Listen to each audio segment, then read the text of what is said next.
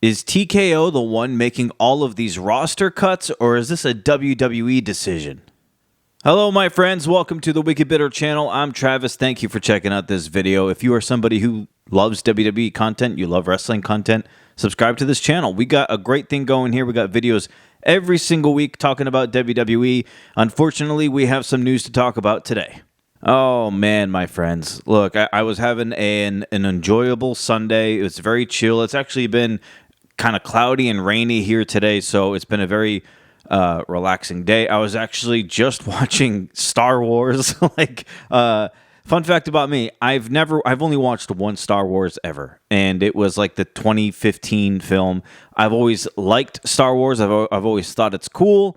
I just have never watched it from beginning to an end, any movies, and now I've decided I'm going to do it, and I'm going to watch not even from chronological order. I'm going to watch from release order, from when it first came out in the theater all the way until the very last one that was released. I'm going to watch them in that way so I can experience it the same way people did when it first came out. Anyway, I'm watching that. I'm relaxing, and I get the unfortunate news about R-truth, our boy R-truth, our good friend R-truth, and shout out to everybody. And there were a good amount of you who had reached out to me either through email or DMs on Instagram about this. Hey, have you seen what happened with R-truth? What's going on here? What's WWE doing? You got to make a video. I appreciate that a lot.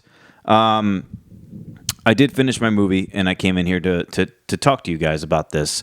It's unfortunate, and I don't really know what to say. I don't have all the details, I would say. What I think I know is that R-truth's contract was coming to an end fairly soon, and I guess it was decided by either WWE, TKO, and that's another question, honestly.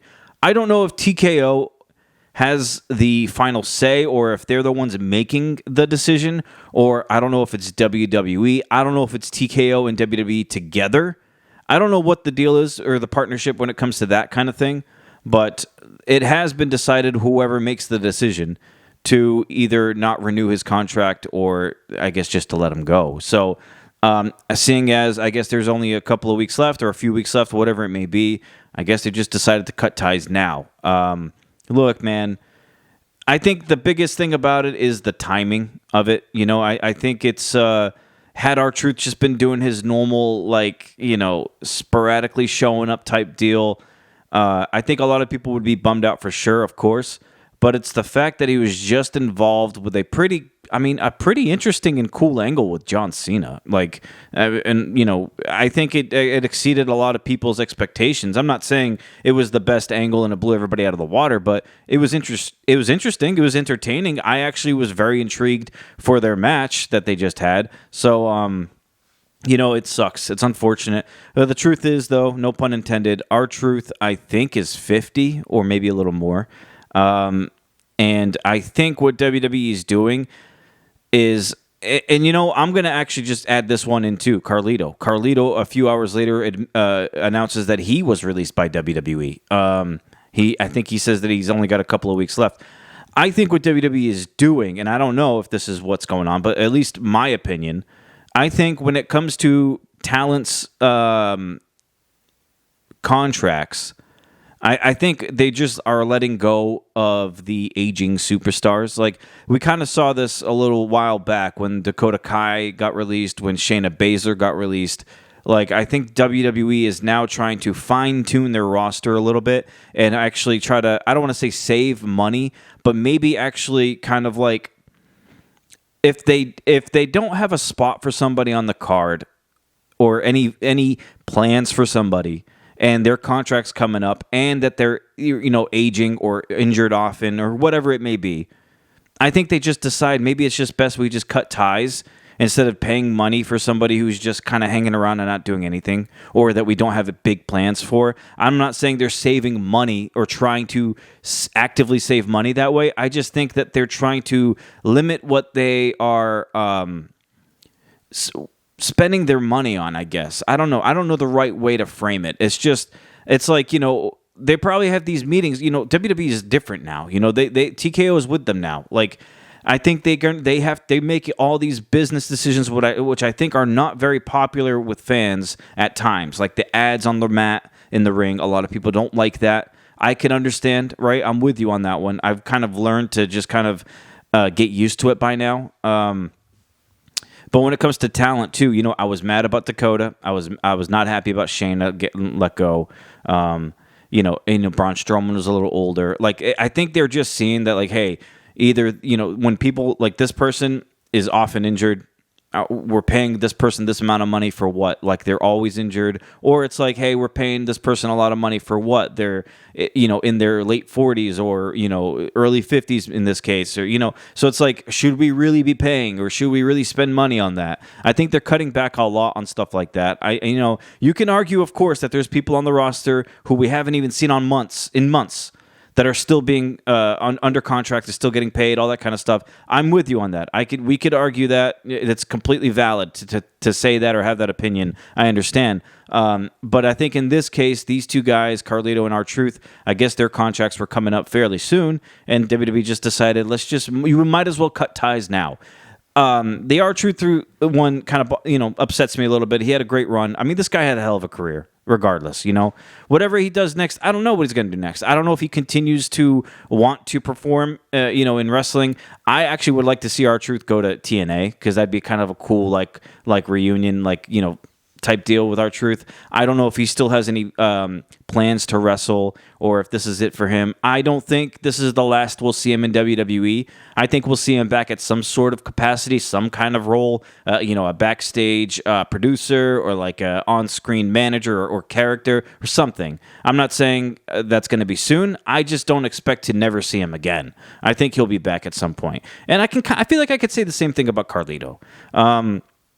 I don't know who out there really keeps track of this kind of thing, but if you're watching this video or if you are on this channel with us, if you are somebody who likes to go back and look at something like this, please let me know the answer. And the question is, I would love to know, can you tell me how many matches Carlito actually wrestled in WWE when he came back, when his return, you know what I mean, his most recent run? I don't think it was that many. Like, are we talking like... Are we talking less than 20? I don't even know. I would love to know the answer on that. And it's kind of like, you know, he was kind of just hanging out. And I love Carlito. He's awesome. He's cool. No pun intended. But, you know, I think WWE is just looking at it from a business perspective and thinking, you know, why pay this person if we don't really have anything for them and we're kind of just keeping them around, you know, and their contract's coming up soon and they're aging. So I think that all plays into it. I'm not happy about either one of these two leaving. I love both of these guys. They both had great careers.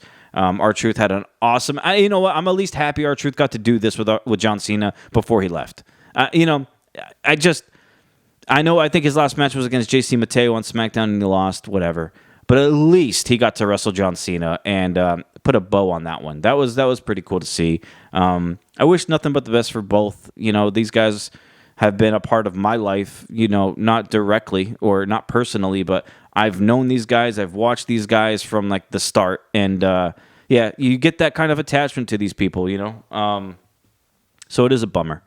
But, you know, I don't think we'll see the last of either one. And I hope they do some other great stuff after this. But I think the question becomes now, and, you know, I don't know if it's in bad taste for a lot of people if I say this, but as a fan... This is not the first time we've seen this. It's not the first time we've seen people get released. I would like to know what happens with Judgment Day. I'm not saying Carlito was the guy holding it all together, but obviously there's going to be a glaring hole in the Judgment Day on TV. Obviously, people are going to realize Carlito's not there. At least, if he wasn't wrestling every week, he was at least on screen and he had a line or two every single week or interfering in a match every single week. He at least was doing something. So how do we explain this now with our Carlito? Because I don't even think he'll be on Raw. I think he tweeted out his contract's up in 2 weeks, I don't think he even rides that out. I think he actually was released and gone. Because even if you do let him go for the last 2 weeks, how do you write him off? How do you tell him, hey, guys, I'm out of here? I don't know how they're going to handle it. With Carlito being gone now, does the Judgment Day just continue on the way it is? Or was the plan all along that we're breaking the Judgment Day up with the whole Roxanne stuff and Finn Balor stuff? Don't know. that's something we're going to all have to keep an eye on. I'm going to miss R-truth. I'm going to miss Carlito. They were awesome. They were great. They were cool. They were funny, entertaining. Respect the hell out of both of them. Great careers. But, you know, I guess it's just the nature of the beast. And I know I've seen a lot of negative comments already from about TKO from people. So I just worry. I don't want TKO to just look at things business-wise and not care about how fans feel. I hope that's not the direction we're running into. I hope TKO can, you know, make educated and smart choices with their business. Of course, it's their business, but keep the fan in mind. You know what I mean? Don't mess with too much. You know what I mean? Like sometimes fans don't like that. Sometimes fans, it's more of like a comfort thing, seeing people that you love on screen every single week. But when you're gonna bring in a new juggernaut like TKO and they're gonna come over here and turn everything upside down and change everything about the thing you love, I could see a lot of fans getting pretty bitter about that. All right, my friends, I appreciate it. Hey, I appreciate all of you. Thank you for subscribing to this channel. Please like this video and subscribe if you haven't yet. We will see you this week. We got Money in the Bank coming up, so of course we're going to have Money in the Bank predictions. I hope you all have a good rest of your weekend. I will see you on the next video, and as always, remember to stay bitter.